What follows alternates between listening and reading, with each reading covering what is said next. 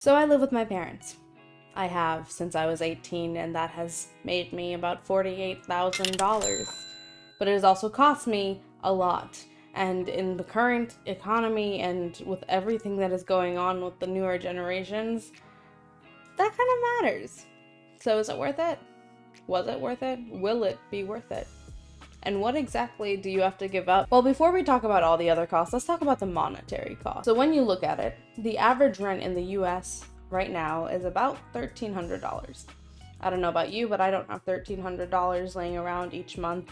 And though technically I could afford it, right now, in order for you to rent, you should be making 3 times the amount of what the rent is. At least that's what they want of you, and that is quite nearly impossible for someone at 18 moving out of their parents' home. So yeah, technically, if I had moved out, I would have had that cost. And that's why I said it has made me $48,000, because if you think about it, if I had averaged about $1,000 each month for the past 4 years, because I am going to be turning 22 soon, I would be spending $48,000 since I would have moved out at 18 just in rent. And no, technically my parents didn't pay me that, but instead of losing that money, it stayed in my pocket instead. I was able to pay for college, and I was able to pay for part of the down payment on my car. But if I hadn't done that, if I had moved out that $48,000, I would have lost. But that does not mean that there isn't monetary cost to living with your parents.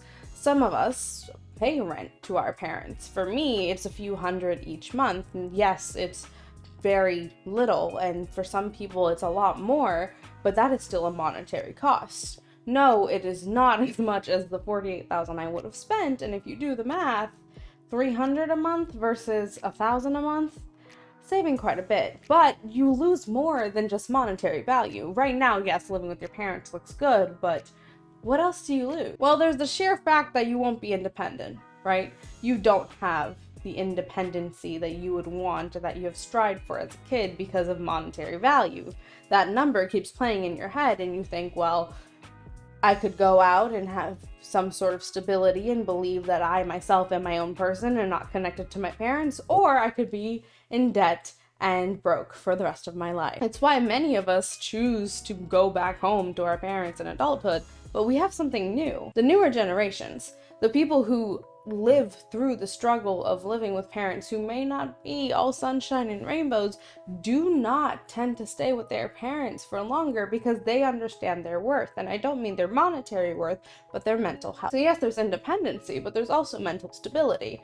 And that's where that cost, that $48,000, does not look so bad. For people who have spent the first 18 years of their life trying to get out of their parents' shadow, trying to feel like they are something more, trying to get out of things like depression, anxiety, panic disorders, and so many other things that is so hard to talk about when living with your parents, who in the older generations may not understand, that number doesn't look so bad when you're able to actually live your life. And believe me, I'm not saying I haven't felt it. I have. Even the most understanding parents in the world do not fully understand you. No one can understand you except for you. And when you are in a space, an environment, when you are encroached with multiple other people, it's kind of hard for you to understand you. I mean, yes, for your first 18 years of life, you were coddled. That monetary value, you didn't have to spend. That independence, you did not need. Mental stability, it was all based on your parents. And now that you're suddenly 18, you're expected to have it all. But the reality is that we don't, and that should be okay.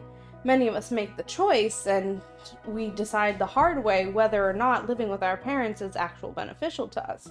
Now for me, by living with my parents, like I said, I was able to do many other things, and that is why I chose to stay, but it does not mean that I will be here forever. Yes, I'm going to continue staying here as long as I can possibly milk them for, because that is my privilege. That is something that I am able to do, luckily, due to my parents. And my monetary cost is a few $100s each month, my independence and my sanity.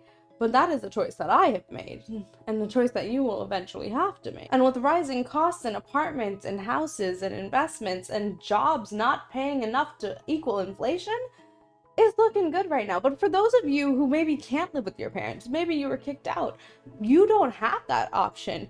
And sure, this sounds completely stupid, but you gotta think about it from the other side of the coin. Some people have not been able to get that strong parental figure, have able to get that support where you wake up in the morning and you don't have to worry about the first meal to cook or when you have to do your laundry, and sometimes you do. But basically, you have someone to fall upon. Someone that if everything else goes wrong, you live with them. It's a roommate, but a very supportive roommate, one that you've already had for 18 years of your life. For those of us who are unable to do it, they have constantly had that monetary value. Sometimes we need that support. You need someone to comfort you, someone that will actually take off all the stress, and someone who, though you have that mental stability and yes, you have that independency, some of us don't want to be independent. They want to go back to their childhood. They want to actually relax and breathe and take a moment to be part of something else. It is often a red flag when we look at someone and they're like, hey, I live with my parents. Yeah, because to that we think, hey, they're not independent. They're not responsible. They cannot live without their parents. Mama's boy, daddy's girl, all the little things. But what's wrong with that? What is the issue of them deciding to be financially more stable and taking support while they can? Now, I'm not saying be coddled, but if that person has made that decision, mind you, maybe when you're 40 or 50, you probably shouldn't be living with your parents and at least try to build growth. But maybe when you're making that decision, you gotta decide what is their motivation behind that. Is it really a red flag, or is it something you should have done too? Is it something you would have wanted? To live longer with your parents and have that support where you got none. The point is, parents, living in their basement, their spare bedroom, in their garage, milk it while you can. Think of all your options clearly, and it is not always a bad thing. It is not always a red flag. My hair, however, is a red flag. Look at both sides of the coin, look at both sides of your coin, and decide what your cost really is. How much are you really giving up? And at the end of the day, that decision is yours to make. So try to make one that maybe you won't regret. I know it's hard, but think about it. Of course, as always, if you're making this decision right now and you need someone to talk to, in the comments below. And please like this video if this helped you just a little bit, or maybe opened your eyes on a topic that we really don't talk much about and is often looked down on by society. But as always, remember that if you do decide to subscribe and stick around, I am not a professional. I am just the middle child, but I do love you. You got this, even if it's from your mom's basement.